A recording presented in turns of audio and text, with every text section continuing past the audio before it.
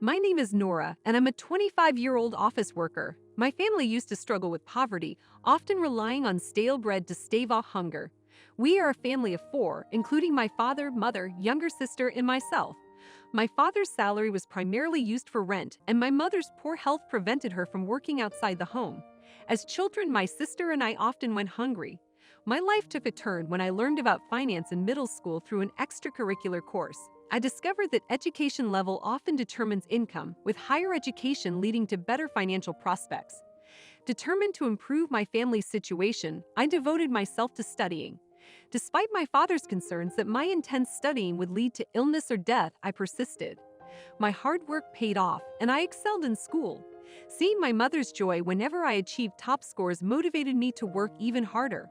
I earned a scholarship for high school and continued to excel, eventually graduating from university without incurring tuition fees.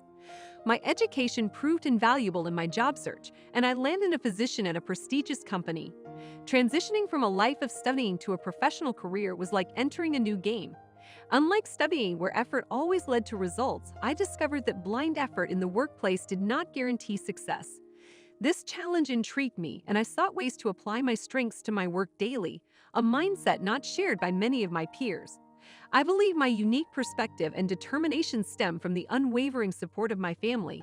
They instilled in me the belief that I have something valuable and distinct to offer, a belief that continues to drive me in my career. You've always been such a hard worker, Nora, and you excel at pursuing what you enjoy. I'm proud of you. I even wish I could learn from you, starting from compulsory education. My dad praised me. He was often unreliable, but no matter how tough things got, he always wore a smile. His optimistic attitude rubbed off on us, and we learned to see the bright side of life. Initially, I studied hard because I wanted to be wealthy. However, at some point, I realized I was putting in effort simply because I found joy in it. It wasn't about saving my family anymore. It was more like a child dreaming of becoming a professional baseball player and practicing passionately. My mom, too, never complained about our financial situation. She had a talent for crafting things herself. Having learned sewing at fashion school, she became a skilled seamstress. She made all our clothes, backpacks, and pouches, and they were not just practical but also stylish and cute.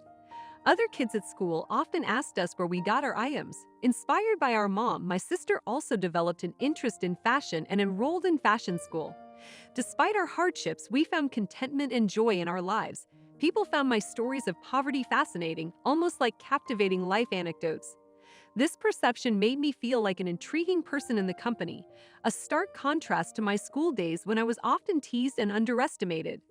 I believe my dad's laid-back nature must be in my DNA, as it has helped me build positive relationships with my colleagues and enjoy my work.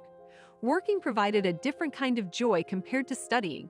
My days were filled with excitement, and then I experienced a significant encounter. It happened at the company's welcome party for new employees. After the party, I joined my colleagues for a drink, and one of them offered to invite others from different departments. New recruits from other departments joined us, and that's when I met Austin. He had a kind and handsome look, nothing like a typical womanizer. I fell for him instantly. As the night went on, everyone started mingling.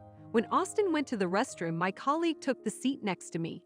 When Austin returned, he found his seat taken and naturally sat beside me. Unaware of my racing heart, he struck up a conversation. "You're Nora, right? I've heard great things about you. You went to both high school and university on a scholarship, didn't you?" "Yes, I'm very grateful for the scholarship. My family didn't have much money."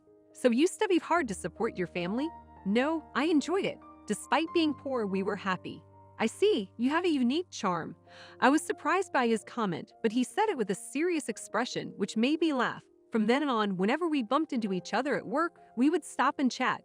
It seemed like he was quite interested in me. One day he asked me out to dinner. He seemed more relaxed than usual when we were alone. He was genuinely yet friendly, and I felt our bond growing stronger. He invited me to dinner several more times, and one day he confessed his feelings for me. I was more ecstatic than surprised and accepted his love. Our relationship began, and he treated me with great care, coming up with various date ideas. I felt safe and warm when I was with him, and I wished to be with him forever. 3 years later, he proposed, and I felt overwhelming joy, immediately saying yes. We became engaged and wanted to announce our engagement to our parents. Austin suggested we meet my family first. My family instantly liked Austin, and he said, "Your parents are like peas in a pod." Next, it was time for me to meet his parents. As a soon-to-be bride, making a good first impression was crucial. I felt nervous as I carefully selected my attire and had my hair styled. I devoted extra time to my makeup, ensuring everything was perfect. After my mom and sister scrutinized my appearance, I left the house feeling immaculate, accompanied by Austin as we headed to his parents' home. Their residence stood out as a grand mansion among the other houses. Since we began dating, I learned that Austin's father was a CEO and their family was affluent. Essentially, Austin was the only son of a prestigious family, which perhaps explained his innate nobility. When Austin rang the intercom, his mother warmly greeted us and welcomed us inside. "Welcome back, Austin." "Hi, Mom. Is this your fiancé?" she asked, extending a warm welcome to me. "I'm Nora." She glanced at me as she ushered us in. While I didn't anticipate her immediate approval, I made an effort to leave a positive impression. Leading us into their spacious and opulent living room, his father was already seated on the sofa. "I'm pleased to have you here. Please take a seat," his father politely offered, yet there was an underlying tension in the atmosphere, akin to a job interview. "I'm Austin's father, and I oversee a company called 5X, he mentioned proudly. Their conversation soon turned to their company's success and social status, with his parents boasting about their achievements. "Nora, you work at the same company as Austin, correct? That indicates you must be exceptional," his mother remarked, offering praise. "Indeed, she's one of our most promising employees. She excelled in both high school and college," Austin added, causing me to blush with embarrassment. However, his mother's next comment caught us off guard. "It doesn't matter how impressive your qualifications are if your appearance is lacking. Frankly, you're not quite attractive enough," she stated bluntly. Both Austin and I were stunned by her words. "What are you saying, Mom?" Austin protested, his anger evident. Unfazed, his mother persisted, emphasizing the importance of beauty, especially for a future CEO's partner. Austin's reaction grew increasingly furious as he demanded an apology. However, his father's wounded pride led to a clash of tempers, resulting in a tense and uncomfortable atmosphere. "How dare you speak to your parents like that? Can't you see that your mother is only looking out for your best interests? We simply don't believe she's the right fit for our upper-class family. We cannot condone this marriage. Please leave." His father motioned for me to go with a wave of his hand. "What's wrong with you, Dad? I don't need your permission. I will marry her regardless." "Hold on. We cannot allow you to make such a mistake," his mother interjected. "You're being deceived by her. She may not be conventionally attractive, but she's intelligent. She's manipulating you like a con artist. That must be the case. You should talk to him too. Just admit that you're not suited for this family. How can you believe that someone as unattractive as you could be with a man like Austin? I would love to see the faces of your parents who raised you to be so deceitful. They must be worthless." His parents continued to insult me, fueling immense anger within me. "I understand. I will leave now. But you have insulted my family and me. Please do not involve yourselves with us. It would be a waste even if you were to beg us on your knees," I said, trying to maintain my composure. To this, they laughed mockingly. "Who would beg whom? Are you truly intelligent or just plain crazy?" Ignoring their disrespect, I said, "I apologize for any inconvenience," and left their house. Austin followed me and apologized, saying, "I'm truly sorry about my parents' behavior." "Don't worry about it. You were trying to protect me, but they were incredibly rude to you. I'm truly disappointed in them," I replied. "My dad has been acting like a tyrant at work lately, not maintaining good relationships with his employees. I think he's becoming too arrogant. And my mom, well, she's always been like that. I doubt she'll ever change." "I see. I'm grateful that you grew up to be such a good man despite your family. By the way, about what I said earlier about not getting involved with your family, I was really angry, to be honest. That's why I said it. But if you don't want me to, I won't. Go ahead. They deserve to hear it. You should give them a good talking to." I got his approval, so I proceeded with my plan. I'm currently in the office of a CEO at some company. "Dad, do you think he'll call you soon?" "I hope so. Oh, here it is. Yes, hello." My dad put the call on speaker. "Hello, what's going on? You suddenly want to cancel a contract? It's unfortunate, but I have a good reason to do so." "What is it?" "You insulted my daughter and my family, didn't you? You're Austin's father, right?" "Huh? I heard you treated my daughter well when she visited you." "Oh my God, you mean Nora is your daughter?" "Yes, my sweet, precious daughter. Did you call her ugly? I am so sorry.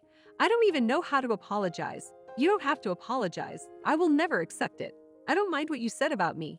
I was certainly not a good parent. I will never forgive you for insulting my daughter. I don't care if it's considered an abuse of my authority or being too emotional. My company will terminate the contract right now.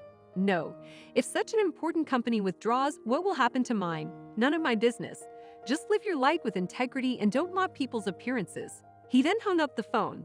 Thank you, Dad. I feel better now. I got a bit emotional. I'm sorry, Austin, for being rude to your father. No, please don't worry about it. I'm glad you stood up to my father. Actually, my dad currently runs an egg company. He's a tech enthusiast who loved computers so much that he even built his own. When he was dating my mom, he worked a desk job to suppress his passions. After my mom asked him, "Isn't there something you really want to do?" he took a leap, quit his job, and began to pursue his passion. After my sister was born, he started teaching computer classes in the neighborhood for some extra income. Besides that, he spent all his time working on what he loved. Eventually, he was able to create an affordable, high-performance computer, which his friends wanted, so he began selling them at a reasonable price. Word spread, and many orders started coming in.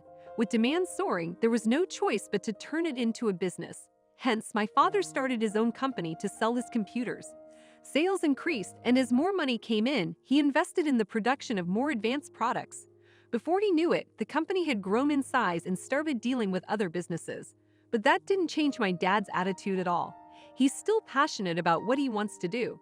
That's why I'm pursuing my dreams too. No matter how wealthy we become, we still have the same heart as when we were poor.